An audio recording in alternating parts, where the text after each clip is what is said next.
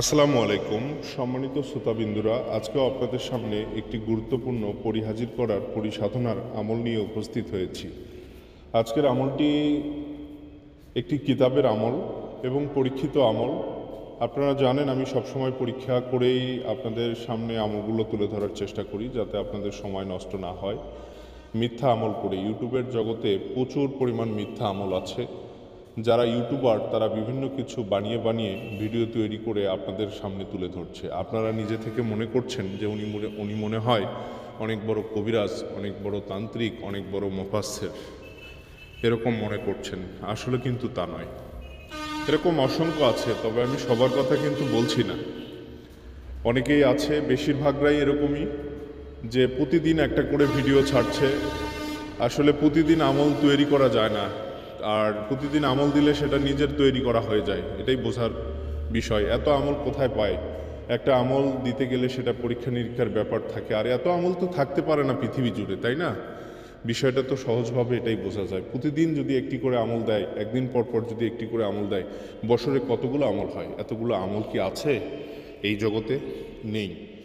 তাই আসলে পরীক্ষা করার বিষয় আছে। পরীক্ষা করেই আসলে আমলগুলো তুলে ধরার চেষ্টা করি আমি সবসময়। কারণ আপনার উপকার করতে না পারলেও আমি ক্ষতি করতে চাই না, কারণ এই দুনিয়াটা ছেড়ে একদিন সবাইকেই চলে যেতে হবে, আমি এটাই বিশ্বাস করি।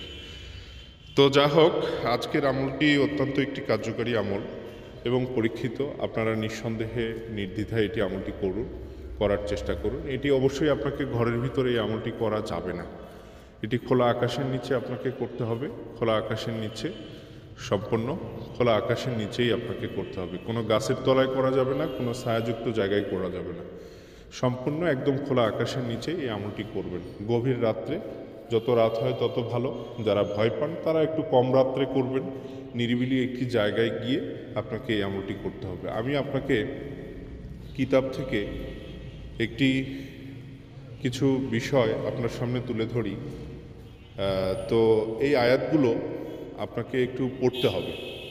এটা 713 বার পড়তে হবে, অনলি 713 বার। তার আগে, এই আমলটি করার আগে আপনারা 101 বার দরুদে ইব্রাহিমটা পড়ে নেবেন। দরুদ শরীফ, দরুদে ইব্রাহিম পড়ে নেবেন 101 বার। তারপর এটা আপনি পড়বেন, আমি যেটা আপনাকে পড়ে শোনাবো, কিংবা স্ক্রিনে আমি লিখে দেবো প্রয়োজনে। তো সেটি আপনি 713 বার পড়বেন। আমি আস্তে আস্তেই পড়ে আপনাকে শোনাচ্ছি।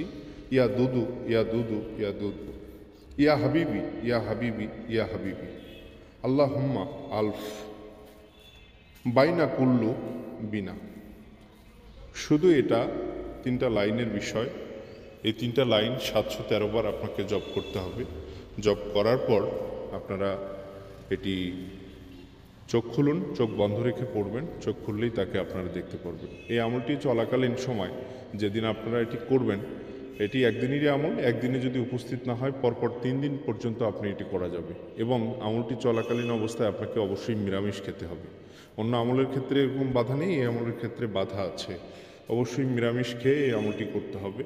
আপনারা রসুন, কাঁচা রসুন কিংবা কাঁচা পেঁয়াজ কিংবা শুকনা মরিচ, এগুলো আপনারা খাওয়া থেকে বিরত করে আপনারা এই আমলটি করার চেষ্টা করুন। আপনারা অবশ্যই উপকৃত হবেন। এবং যারা দেশের বাইরে কিংবা বিভিন্ন কাজকর্মে ব্যস্ত থাকেন, সেরকম জায়গা পান না, বিশেষ করে যারা শহরে অবস্থান করছেন, এরকম জায়গা হয়তো পাওয়া, নিরিবিলি অন্ধকার, এরকম জায়গা পাওয়াটা আসলে আপনাদের জন্য অনেক মুশকিল হয়ে যায়। তারা অন্তত আমার সঙ্গে আরও প্রয়োজনে যোগাযোগ করুন আমার সঙ্গে। আর যোগাযোগের জন্য অবশ্যই আপনারা দিনের বেলা ফোন করে আমার সঙ্গে কথা বলবেন। ইমো অথবা হোয়াটসঅ্যাপে ফোন করে আমার সঙ্গে কথা বলার চেষ্টা করুন। আমি আরও সুপরামর্শ দেওয়ার চেষ্টা করব, যাতে আপনারা সহজেই আরও সহজভাবে আপনারা এটা করতে পারেন।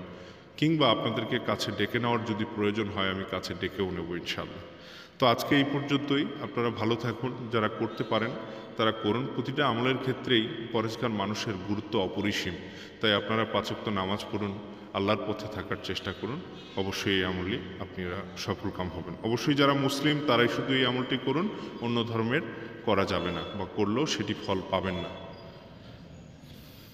আল্লাহ হাফেজ।